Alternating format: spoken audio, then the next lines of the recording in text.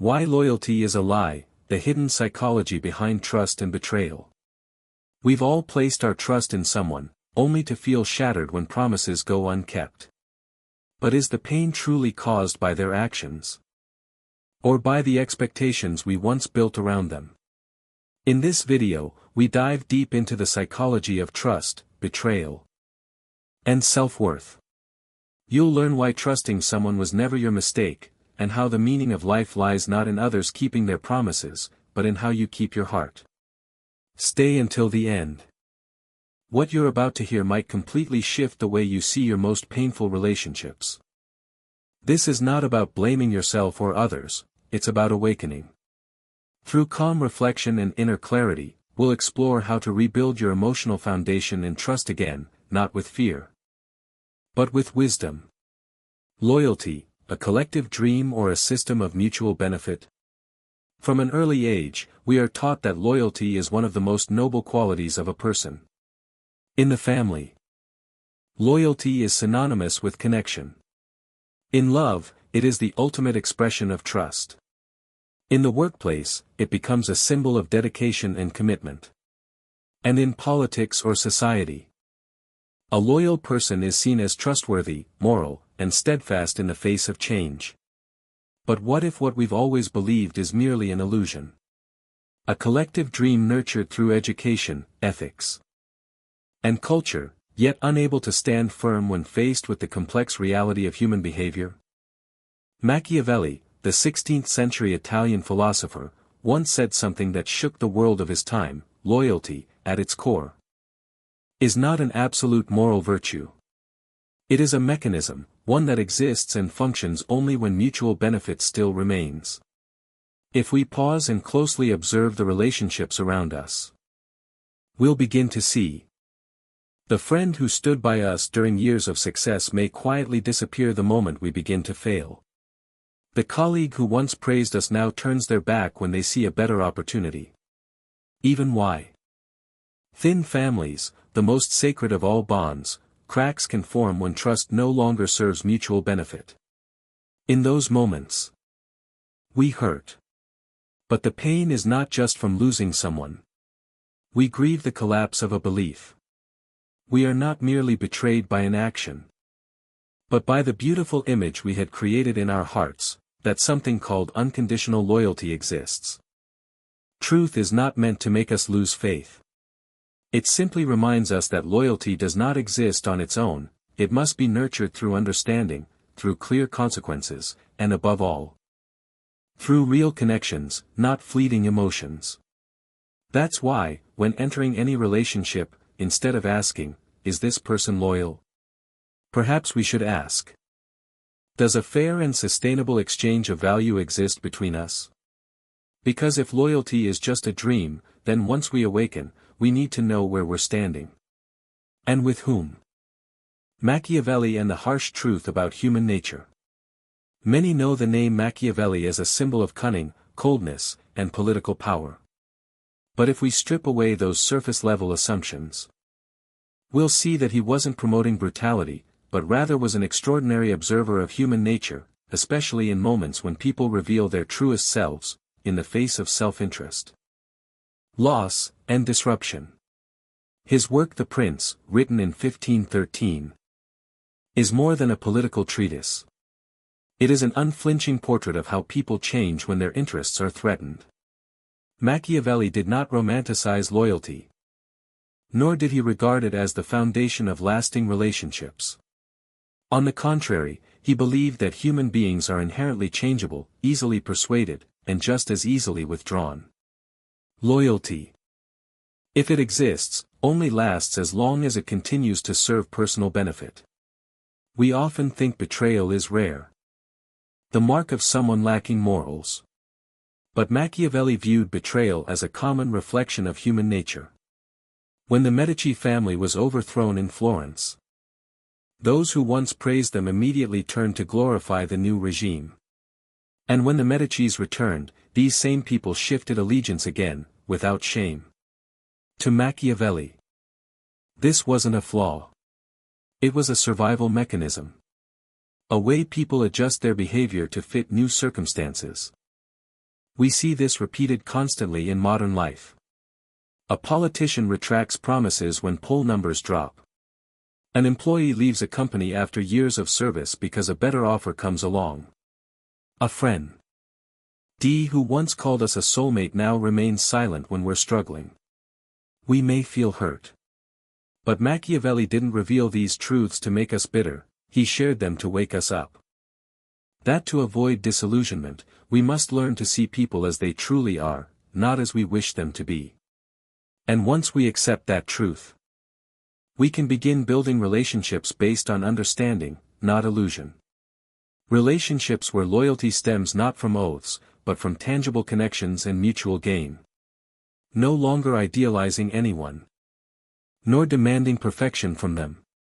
Simply recognizing that in a world driven by self-interest, strength lies not in trying to hold others close, but in knowing when they are likely to leave. And remaining steady regardless. People change, not because they betray you, but because their interests have changed. One of the most enduring causes of pain in relationships is the mistaken belief that when someone changes, leaves, or behaves differently, it's because they've betrayed us.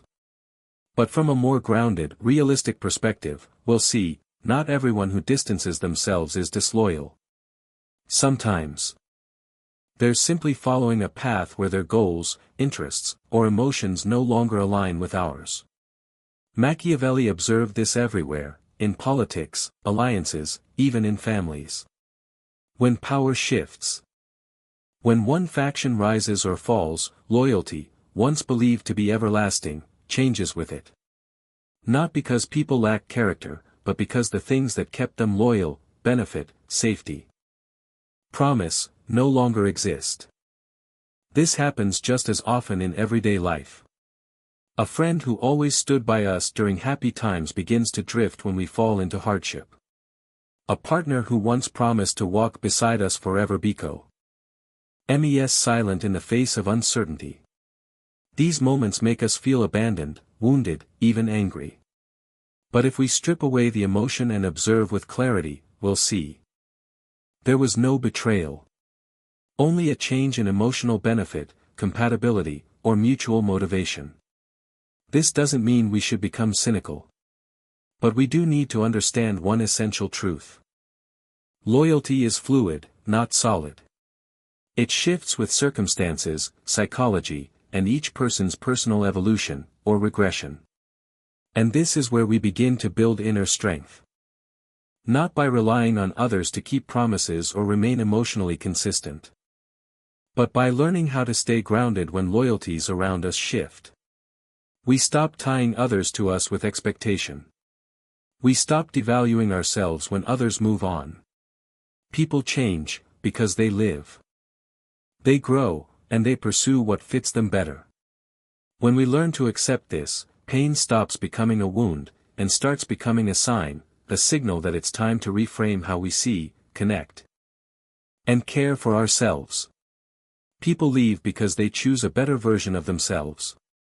After a breakup or a sudden goodbye, we often ask, why did they leave me? What did I do wrong?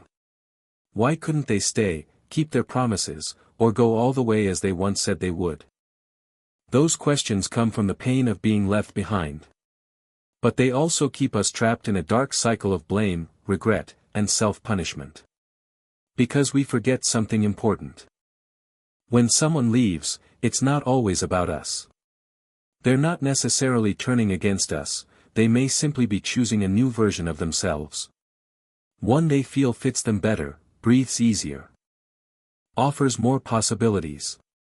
Machiavelli didn't write about love or family. He wrote about people, and within that, departure is rarely rooted in betrayal.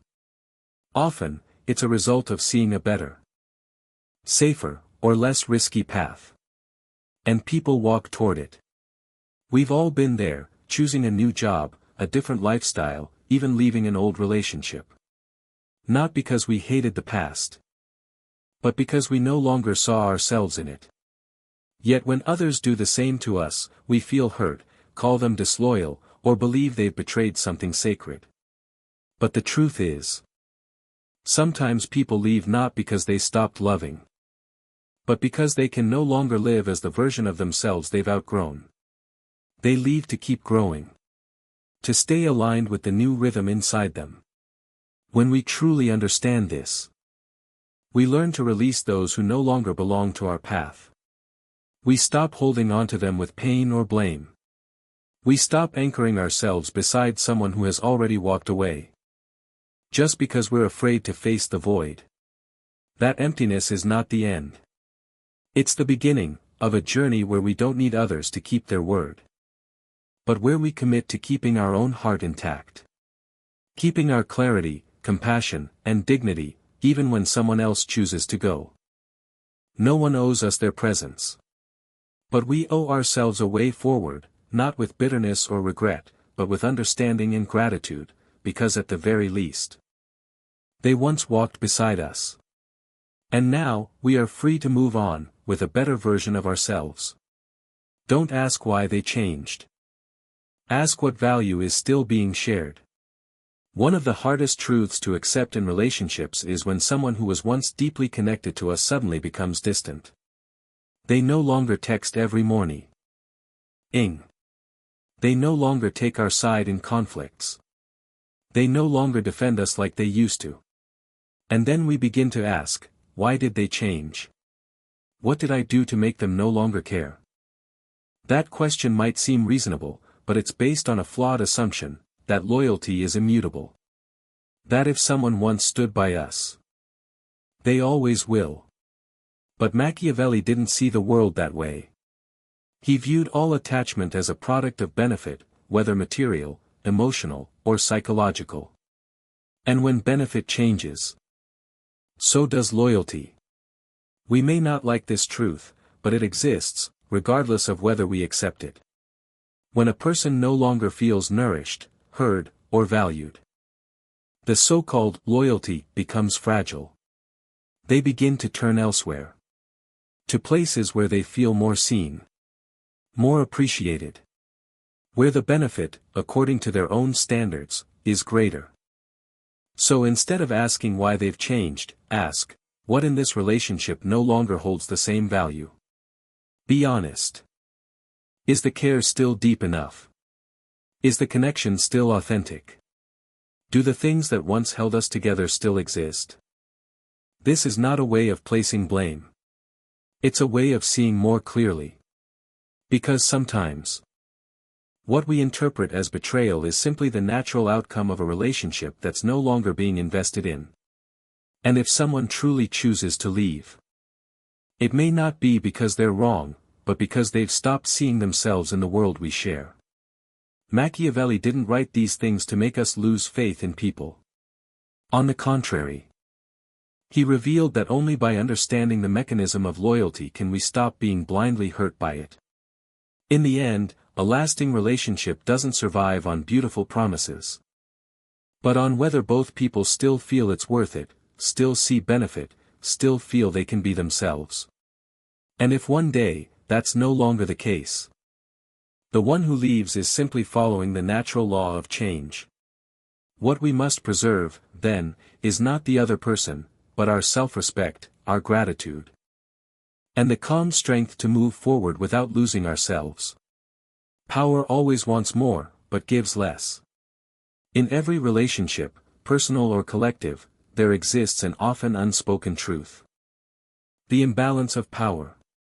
Those with more power tend to expect greater loyalty, but rarely offer the same in return. They demand absolute commitment, while keeping for themselves the flexibility to leave should a better opportunity arise. Machiavelli saw this clearly in the political structures of the Renaissance. And it's not much different from the modern world. A prince demands unwavering loyalty from his subjects but will ally with enemies if it serves his interests. A corporate leader wants employee loyalty.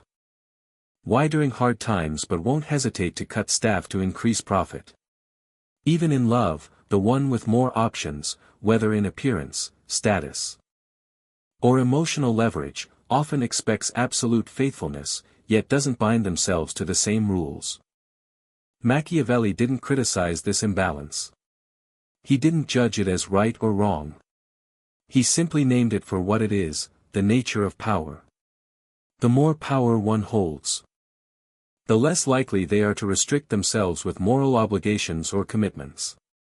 Instead, they often use morality and commitment as tools to bind those in weaker positions. If we fail to recognize this, we become easy victims of trust. We'll feel deeply wounded when someone we gave our full loyalty to turns away, without realizing that the relationship was imbalanced from the start. That our expecta tie-in of mutual loyalty was a beautiful dream, but a dream nonetheless. Understanding this doesn't mean we must become bitter or suspicious. But we must be clear-headed. Don't offer unconditional loyalty to someone who never intended to preserve it. Don't bind yourself to relationships where all the power lies in the other person's hands.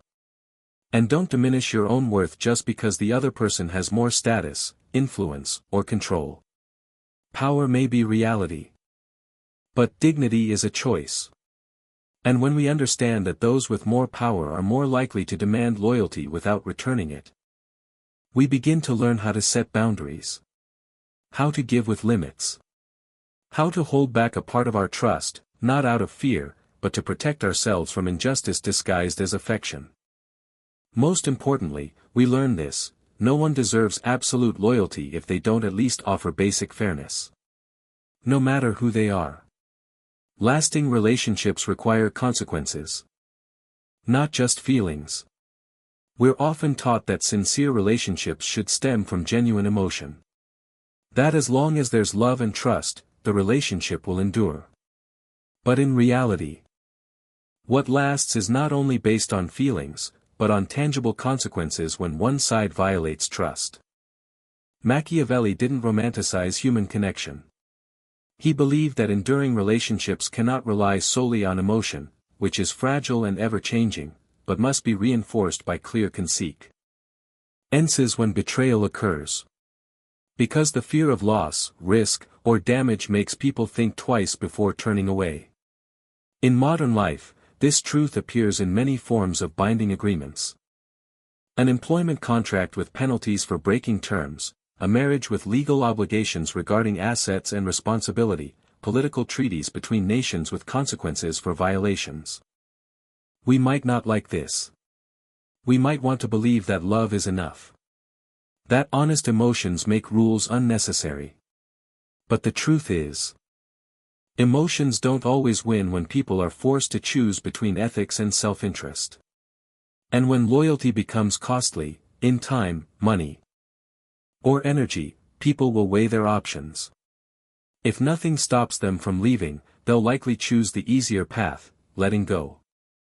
Not because they're bad, but because they're human. And humans operate based on the logic of cost and gain. That's what Machiavelli saw, and boldly named. So instead of expecting others to stay loyal because they love us, ask, what makes it worthwhile for them to stay? Is this relationship solid enough in terms of benefit, respect, and consequences if one side lets go? Attachment should not come from fear of abandonment, but it needs weight. No one can maintain connection when everything is too easy to break, with no repercussions. And if we want to build lasting relationships, we must begin by being clear, with ourselves and with others, that emotion is necessary, but not enough to sustain loyalty. Often, what keeps people from betraying you isn't just how much they love you, but how much it would cost them to lose what you share. Understanding loyalty. A way to love yourself and live more consciously. When we still believe in absolute loyalty, we often take pride in our own endurance. We're proud of being faithful, of keeping promises, of never walking away like others do. But what we often don't see is this: sometimes that very stubbornness is what hurts us the most. Not because loyalty is wrong, but because we placed it in the wrong place, with the wrong person, at the wrong time. Machiavelli didn't deny loyalty. He simply pointed out, it is not an innate virtue, but a conditional mechanism. When we understand this, We stop treating loyalty as an unconditional gift to offer others, and start viewing it as a deliberate choice, one made based on value, boundaries, and self-respect. Understanding the nature of loyalty is also when we begin to love ourselves more wisely. We no longer pour out our hearts to those who don't understand, reciprocate, or deserve it. We stop equating staying with being good, and start seeing it as the result of mutual, fair exchange. We stop judging others for walking away, because we understand that everyone has their reasons, and sometimes leaving is how they stay loyal to themselves. Living consciously doesn't mean living with distrust. It means living with awareness. We choose to stay connected not because we fear loneliness, but because we see true value in someone's presence. We keep our word not to be seen as loyal, but because we want to be kind. And if one day the relationship no longer feels fair or nourishing, we step back, not out of anger or shame, but as a natural adjustment to reality. When we understand that loyalty can be created, and also withdrawn, we stop trapping ourselves in outdated dynamics. We learn to love with conditions, but those of respect, clarity, and fairness. And we realize that staying loyal to ourselves is sometimes far more important than trying to make someone else stay. That's not just awakening. That's a form of maturity. A maturity that's quiet, unassuming, but profoundly strong. You are not wrong to trust. You just need to learn to trust the right people. One of the deepest forms of self-torment after betrayal isn't about what the other person did, it's the feeling that we were too naive. The questions keep echoing in our minds: why did I trust them? Was I foolish? If only I had been more careful. But in truth, trust is never a mistake. To trust is a fundamental human need, because we cannot live without connection. We need to feel safe. We need someone to lean on. We need to know someone is there for us, not just in strength, but in vulnerability. Even Machiavelli understood this. He didn't condemn trust. He merely pointed out that trust placed in the wrong hands, in someone lacking the capacity, integrity, or interest to uphold it, becomes a trap that leads to pain. And what we need to do is not abandon trust, but learn to place it wisely, at the right time, with the right people, in the right way. Because the world isn't short of people who know how to keep their word, who cherish what matters, and who invest in relationships fairly. But they're often not loud, not showy, and not always nearby. To recognize them, we must develop something essential: the ability to discern people's true motives. Ask yourself, why did they come into your life? Are they staying because they truly see the value in your relationship, or simply because they're gaining something from it? How do they react when you no longer give them what they're used to? And when faced with difficult choices, what do they prioritize? The answer doesn't lie in their promises, but in how they behave when no one is watching. When we learn to read behavior instead of just listening to words, we begin to trust with awareness. Not with suspicion, but without blindness. Not with a closed heart, but with discernment. Being betrayed once doesn't make you weak. It's simply proof that you once had the courage to live wholeheartedly. The only thing you need to do now is recalibrate your inner compass. Let pain refine you, not harden you. Let experience mature you, not isolate you. And one day, you'll place your trust in the right person, not because they're perfect, but because you've become wise enough to see who is truly worthy of it. The meaning of life isn't in others keeping their promises, but in how you keep your own heart. We often believe that when someone makes us a promise, the most important thing is that they keep it. We invest our trust, our expectations, even our sense of self-worth in how others follow through.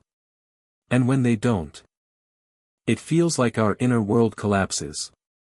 We're not just hurt by broken promises, we're shaken by the feeling that we've lost faith in life itself.